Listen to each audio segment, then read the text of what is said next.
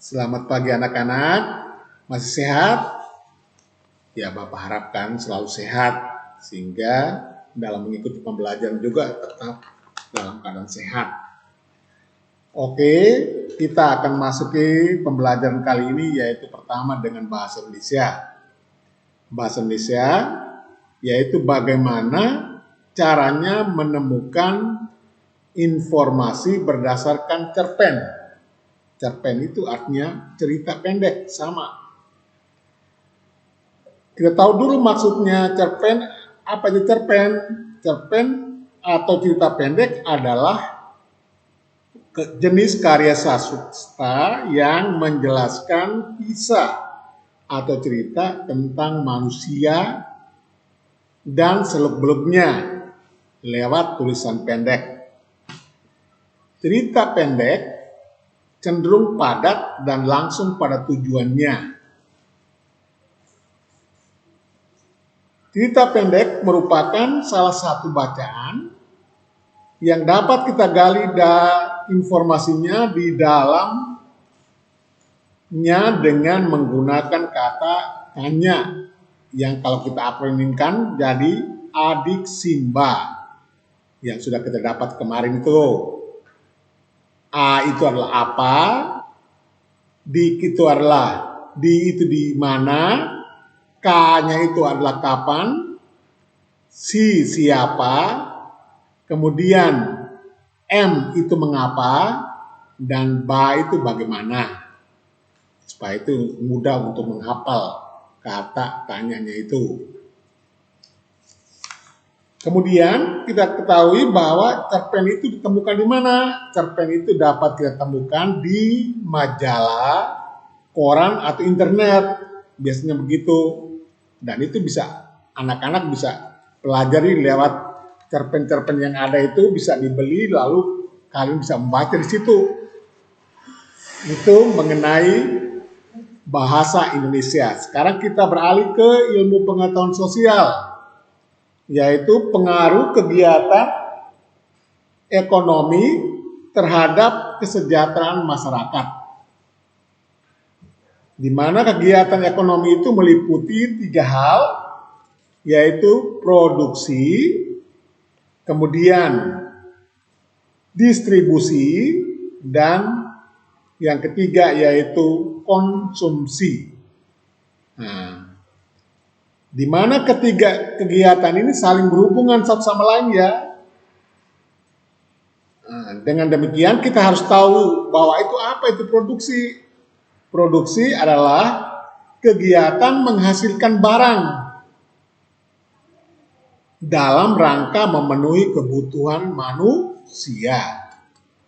Nah, orang yang melakukan kegiatan produksi itu disebut produsen. Kemudian yang kedua yaitu, dengan itu contoh kegiatan produksinya yaitu pabrik pakaian, membuat pakaian untuk dijual, kemudian pembuatan tahu tempenya, lalu pabrik pembuatan barang-barang elektronik. Itu adalah contoh untuk kegiatan produksi, ya, contoh untuk kegiatan produksi, ya, ada 3 itu. Kemudian kita datang berikutnya yaitu mengenai distribusi. Distribusi adalah kegiatan menyalurkan hasil produksi dari produsen ke konsumen. Itu adalah pengertian daripada distribusi. Orang yang melakukan kegiatan ini kita sebut dengan distributor.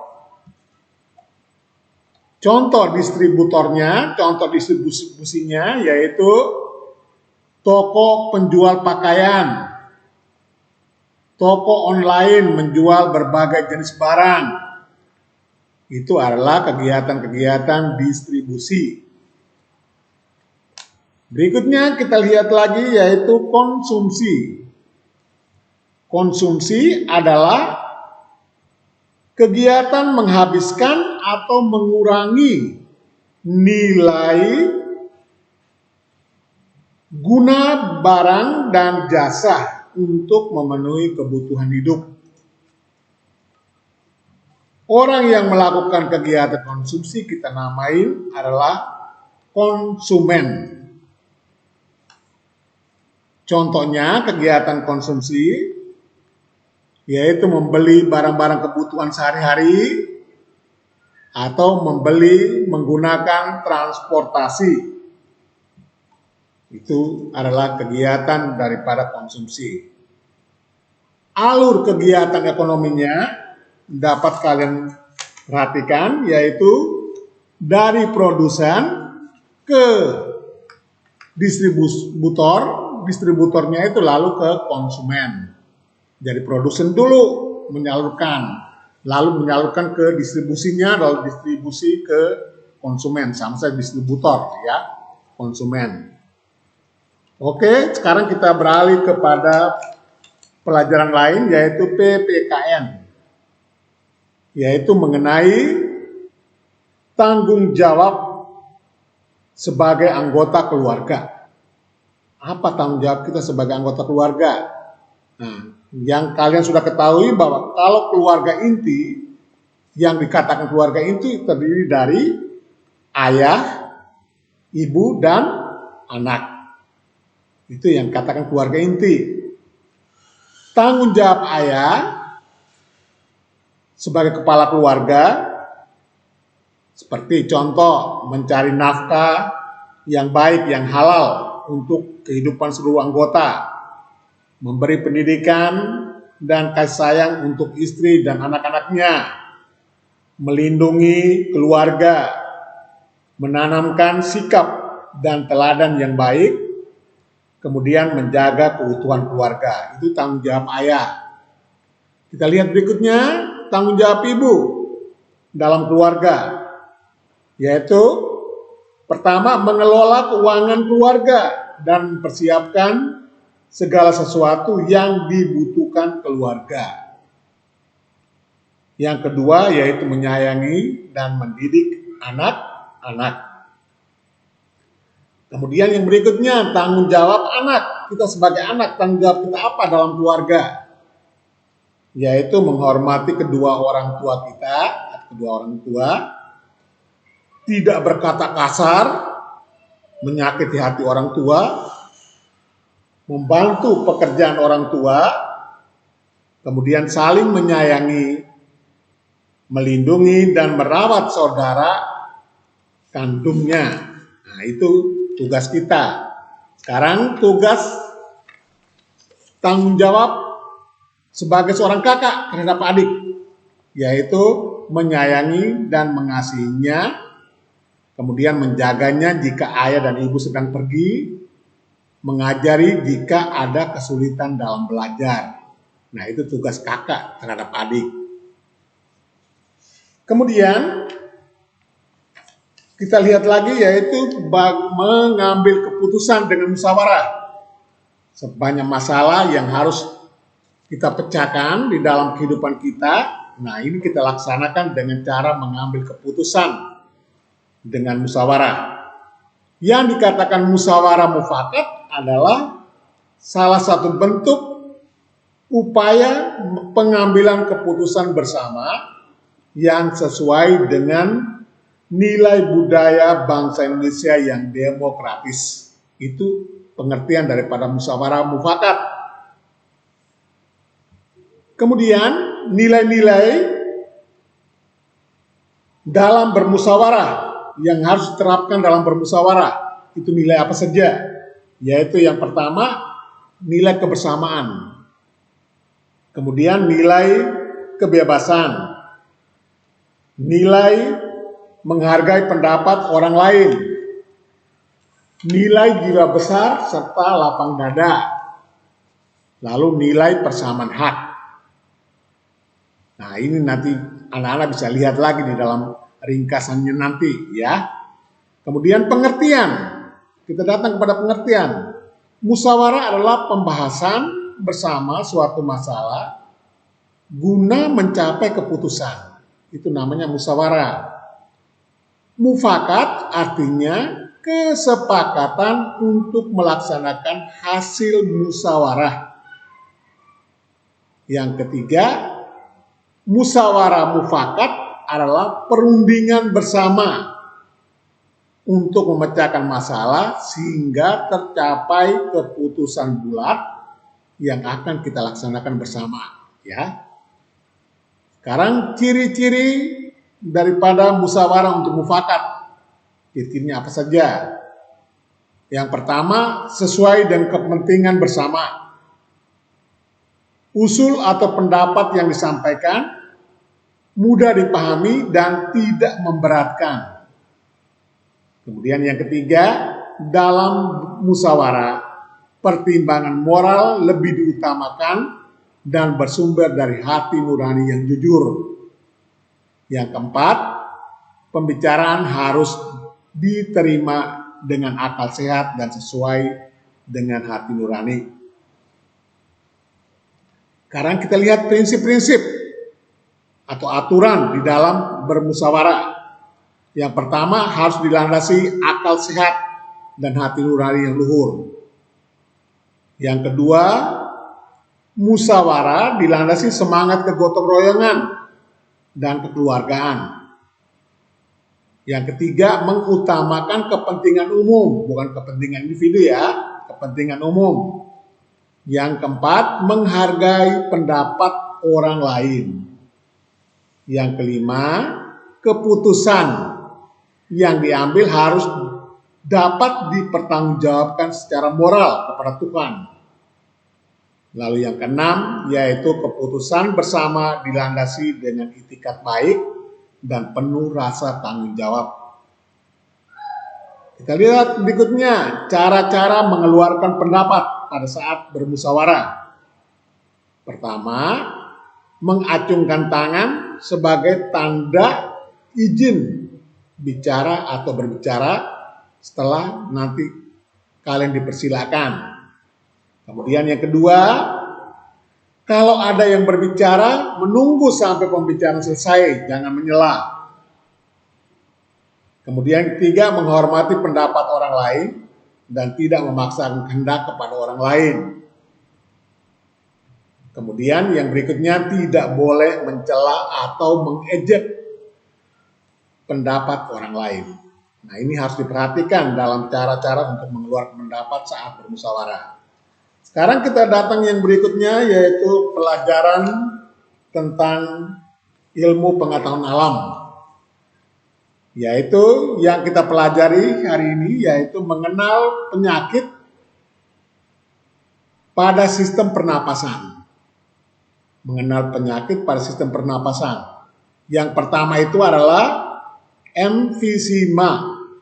Emfisema adalah penyakit paru-paru yang ditandai dengan pembengkakan pada paru-paru, pembuluh darahnya, kemasukan udara, itu adalah penyebab-penyebabnya, dan itu penyebab utama itu adalah merokok. Kemudian yang kedua, kanker paru-paru merupakan salah satu penyakit yang paling berbahaya, di mana sel-sel kanker pada paru-paru terus tumbuh dan tidak terkendali. Dan ini juga adalah pemicunya, salah satu pemicunya adalah merokok juga, kebiasaan merokok. Yang ketiga, tuberkulosis atau TBC, atau ada yang bilang TBC, sama saja. Adalah penyakit paru-paru yang disebabkan oleh Mycobacterium tuberculosis ini, yaitu bakteri, nama bakterinya, di mana menimbulkan bintik-bintik pada dinding alveolus. Tandanya penderita TBC yaitu napasnya sering terengah-engah. Kemudian yang berikutnya bronkitis. Bronkitis ini adalah suatu peradangan pada cabang tenggorokan, pada bronkusnya. Gejalanya yaitu penderita mengalami demam dan lendir yang menyumbat batang tenggorokan. Akibatnya ya penderita mengalami sesak napas. Yang berikutnya adalah faringitis. Faringitis adalah peradangan pada faring karena infeksi bakteri atau virus. Tandanya yaitu rasa sakit saat kita menelan makanan dan sebagainya. Juga tenggorokan kering. Itu berarti faringitis. Berikutnya pneumonia. Pneumonia adalah merupakan penyakit radang paru-paru yang disebabkan oleh bakteri Diplococcus pneumoniae, yaitu bahasa Latinnya. Kemudian yang berikutnya laringitis. Laringitis ini adalah merupakan radang yang terjadi pada bagian laring. Penyebabnya penyebabnya itu adalah umumnya karena infeksi. Dan itu terlalu banyak minuman yang beralkohol, juga banyak merokok. Nah, itu penyakit yang pernapasan yang lain yang kita kenal, yaitu asma, influenza, asbestosis, sinusitis, dan selainnya. Nanti kamu akan baca di dalam ringkasannya. Sekarang kita datang kepada berikutnya, yaitu mengenai SBDP. Yaitu kita mengamati tari-tarian Nusantara. Yang pertama yaitu tari Pakarena. Itu asalnya dari Sulawesi Selatan. Ditarikan sebagai penghormatan kepada Batara Guru karena dianggap telah memberikan pengetahuan kepada manusia. Kemudian tari Bambang Cakil, Jawa Timur, mengambil kisah Mahabharata. Tari ini menggambarkan peperangan antara kebaikan dan keburukan. Jadi ini semua merupakan sebuah tarian yang memang jika kita menggunakan properti yang sesuai dengan tarian itu sendiri harusnya. Berikut kita datang kepada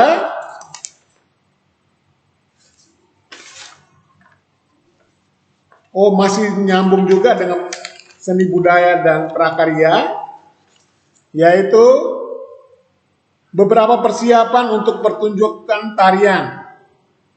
Itu yang pertama, menentukan bentuk karya tari, yaitu tari tunggal atau berpasangan atau kelompok. Kemudian menentukan jumlah penarinya, harus siapkan. Jumlah penari disesuaikan dengan bentuk dan karya tari yang dipilih. Jumlah penari sebagai pertimbangan pembuatan panggungnya atau tempat pertunjukannya itu juga sangat penting. Kemudian menyiapkan unsur-unsur karya tari. Unsur utama karya tarinya adalah gerakan tari. Unsur pendukungnya itu adalah berupa iringan musik, terus properti yang lain yaitu busana tari, tata riasnya, properti tari itu sendiri, dan tata panggungnya. Apa itu properti tari? Properti tari adalah benda-benda atau peralatan yang digunakan untuk mendukung pertunjukan tari. Contohnya seperti selendang, topeng, payung, piring, pedang, dan lain-lain. Ini adalah hal-hal mengenai SBDP. Oke anak-anak, kiranya itu yang Bapak sampaikan. Nanti akan kamu baca kembali di dalam bukumu, baik di LKS maupun di buku paket, juga ringkasan yang Bapak berikan, sehingga kalian dapat menguasai pembelajaran tentang subtema 2, pentingnya subtema 2, ya betul, pentingnya udara bersih bagi pernapasan. Terima kasih anak-anak.